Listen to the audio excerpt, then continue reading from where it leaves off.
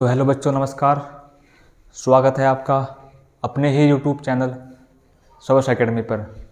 और जैसे कि आप सभी जानते हैं कि हमारे केमिस्ट्री के जितने भी सेशंस अभी तक कंप्लीट हो चुके हैं, केमिस्ट्री के सेशंस, तो हम आपके लिए लेके आए हैं वो बचा हुआ सेशन, वो बची हुई क्लास, वो बचा हुआ आपके लिए वो इम्पोर्टेंट कुछ क्वेश्चन जो बोर्ड के एग्ज़ाम की दृष्टि से बहुत ही महत्वपूर्ण हो सकते हैं।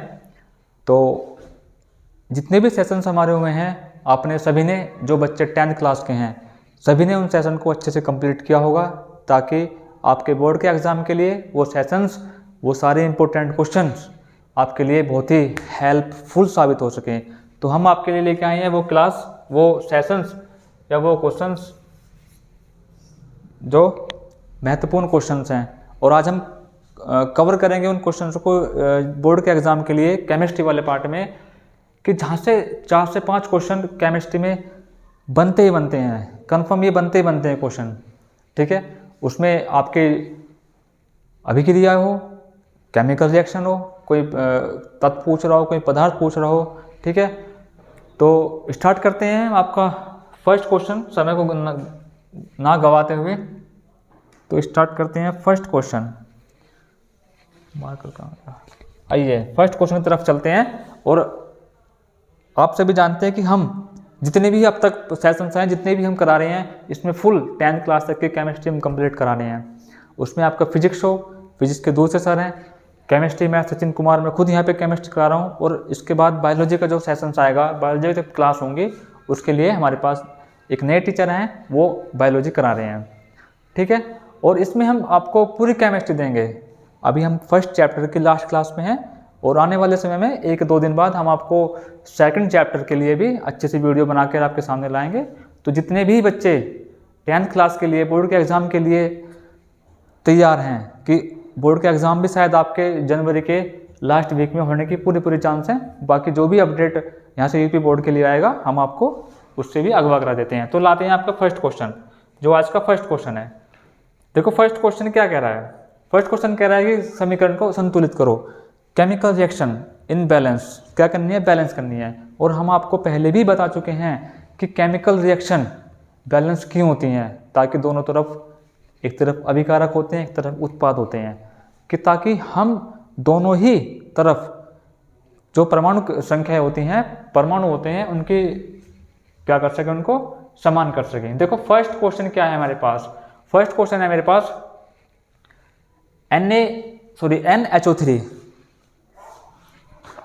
NH3 प्लस ये कि OH के होल/2।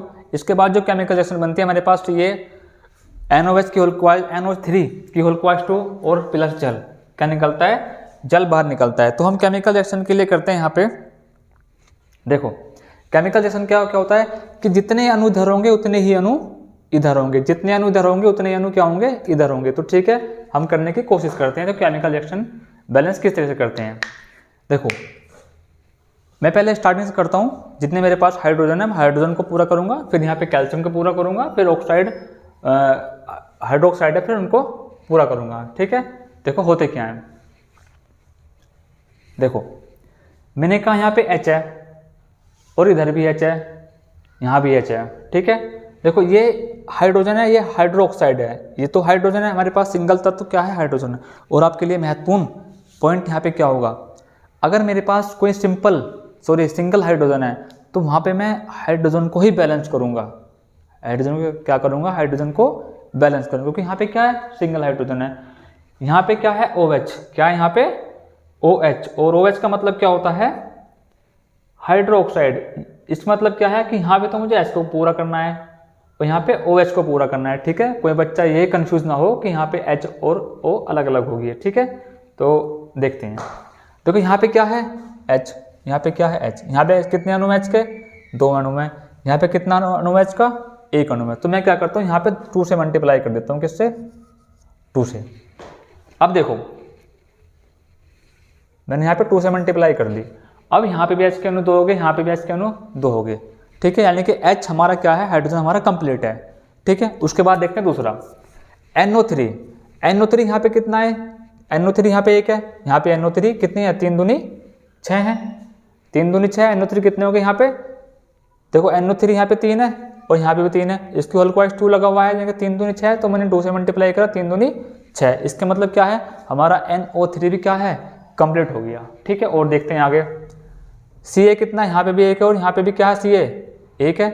ऑक्सीजन यहाँ पे कितने हैं हमारे पास, 1 है, और यहाँ पे कितने हमारे पास, 3 दूनी 6 हैं। कितने, 3 दूनी 6। तो मैं क्या करूँगा, यहाँ से 2, ये थोड़ा सा 2 की क्या करता हूँ, यहाँ पे मैं मल्टीप्लाई करता हूँ। जो जैसे ही मैंने यहाँ पे 2 की मल्टीप्लाई की तो मुझको पता पड़ गया यहाँ पे कि देखो एक बार फिर चेक करते हैं। यहाँ पे एच कंप्लीट हो गया हमारा, ये कंप्लीट हो गया, ओके ये कंप्लीट हो गया।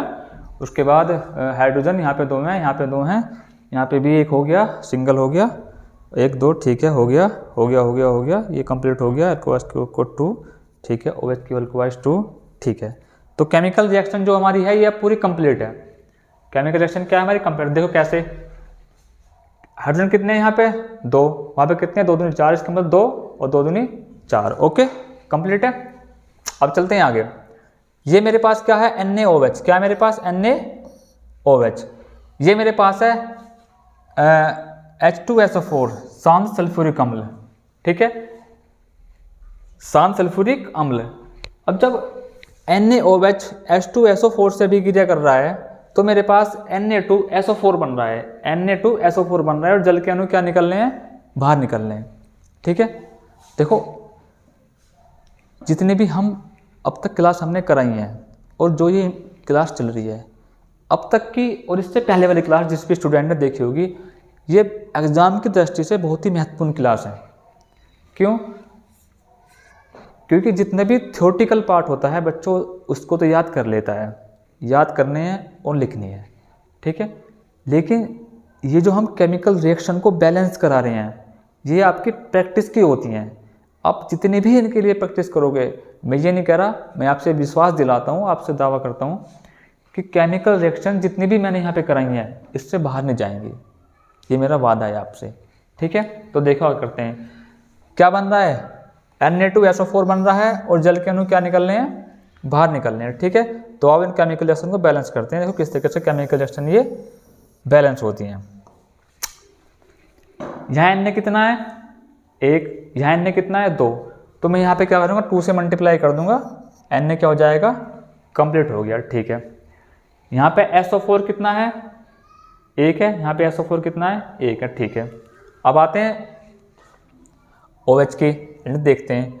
यहाँ पे H कितने हैं हमारे पास, सॉरी H कितने हैं हमारे पास, 2 और 2 पे 2 और 2 4, यहाँ पे कितने हैं, 2, मैंने यहाँ पे 2 से मल्टीप्लाई करते 2 दूनी 4 हो गए। ठीक है, अब देखते हैं O को, यहाँ पे O कितने हैं, 2, यहाँ पे O कितने हैं, 2।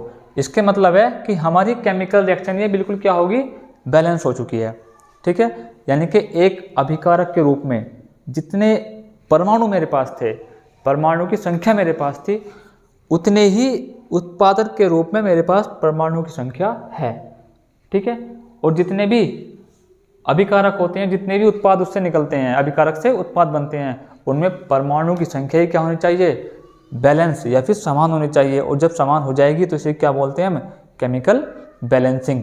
ठीक है, आते हैं थर्ड वाले क्वेश्चन पे। थर्ड वाला क्वेश्चन जो क्या कह रहा है, NaCl प्लस AgNO3, अभिकारक से क्या बन रहा है, उत्पाद बन रहा है, उत्पाद क्या बन रहा है, AgCl plus NaNO3, AgCl plus NaNO3। अब देखते हैं यहाँ पे केमिकल रिएक्शन को बैलेंस करने के लिए हमें कहाँ कितने परमाणु, सॉरी कितने अणु लाने पड़ेंगे। देखो यहाँ पे कितना है, Na 1 है, ओके सर Na 1 है, यहाँ पे भी Na कितना है, 1 है। ठीक है, Cl यहाँ पे कितना है, Cl यहाँ पे 1 है, और यहाँ पे Cl कितना है, आप कहोगे सर यहाँ पे भी Cl 1 है। ठीक है जी, यहाँ पे Ag कितना है, 1 है। देखो जिस भी तत्व के पहले कोई डिजिट नहीं होती वो हम 1 मानते हैं।